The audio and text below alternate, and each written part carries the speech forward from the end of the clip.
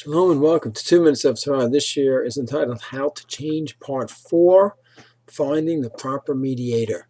Discussing this year number 3 on the topic that sometimes a person, in order to grow, he needs to work with an outside party. And if it's two people having a conflict, if they can work things out on their own, Baruch Hashem, and if not, nothing wrong whatsoever in finding an outside party and the mediator. Already thousands of years ago, the Masorah discussed the idea of pshara and the Beit Din being a gesher, a bridge to help bridge the gap between the two parties and mediate.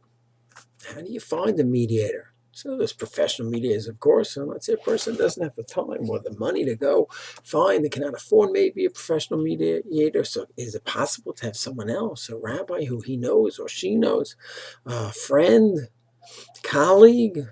So the fact is, I think in the halachas of dayanut in the Shulchan Aruch, there's some halachot that could give us very important insight.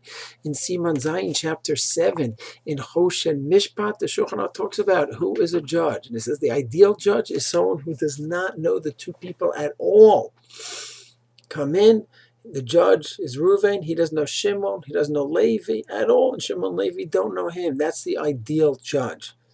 A judge who's absolutely puzzled is if he and one of the litigants are enemies. They hate each other, they don't talk to each other, or they all have him, they absolutely love each other, best friends for life. Then they are pasul. This person cannot be a judge.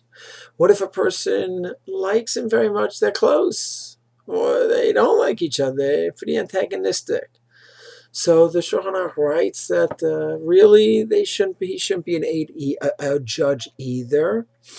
The Ramah writes that if there is some positive feelings or some negative feelings, but nothing severe or extreme, the Ramah says the minhag is that even such a person actually could be a judge, a dayan. Now that's the halacha in dayanut, in a beit din, all the more so. A person is looking for a mediator, a third party to help mediate the issue between the two people. All the more so, you're not looking for the halacha of a dayan. Can you use someone who you have a relationship to, who you're friendly with?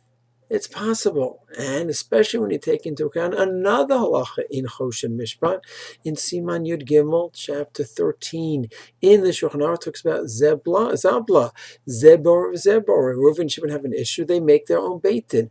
Reuven picks out someone who's going to be a dayan, someone who he likes, obviously. Shimon picks out someone who he likes, and the two judges that are picked, they'll pick out a third party.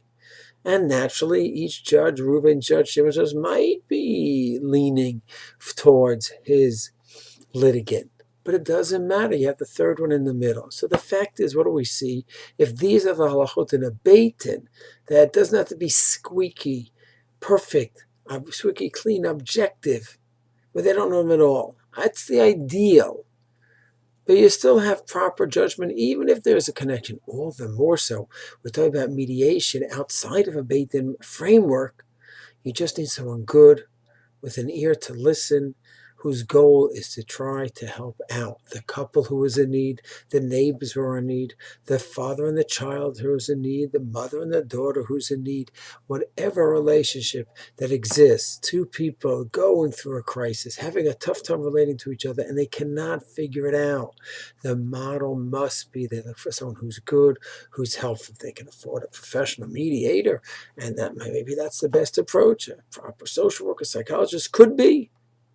But it could be even just a friend, even a parent, a rav, who has basic good listening skills, has a seichel hayashar, has a straight, clear thinking, has compassionate for human beings who are in pain and suffering, and wants to help them out. That could be a very good option as well. And the key point is that we are coming in with people who are looking to have shalom, they're looking to grow, and they're looking to have an outside person help guide them and navigate them through the process. Shalom.